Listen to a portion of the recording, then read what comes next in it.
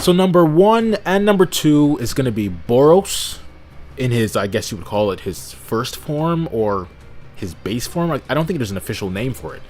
But basically Boros with armor and Boros without his armor. Now, there have been several companies over the years that have made, One Punch Man figures. I think Figma did some. Reveltech, I think, is either making one or has already made one of Saitama. Dasen Model has made they made a Saitama, which I have actually. They've made also Speed of Sound Sonic, the ninja guy. What's his name? Genos and Garo, or how do you say his name? Garo, right? They've made those 4 characters, but no Boros. Okay, I've never seen. There's no one that I'm aware of that has made an articulated 1/12 scale Boros figure, and that is the one that I want the most. Okay, because I want to animate Boros versus Saitama. Okay, that is the number 2 animation I want to make with my Saitama figure.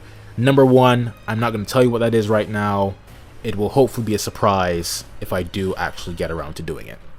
So Saitama versus Boros for me is actually the most epic anime fight I've ever seen, alongside Gogeta versus Broly and Mastered Ultra Instinct Goku versus Jiren.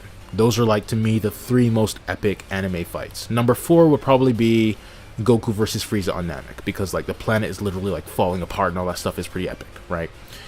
Now, as I said, I do already have a Dasen Saitama figure, which is, quote-unquote third party, as they call it, so not an officially licensed figure.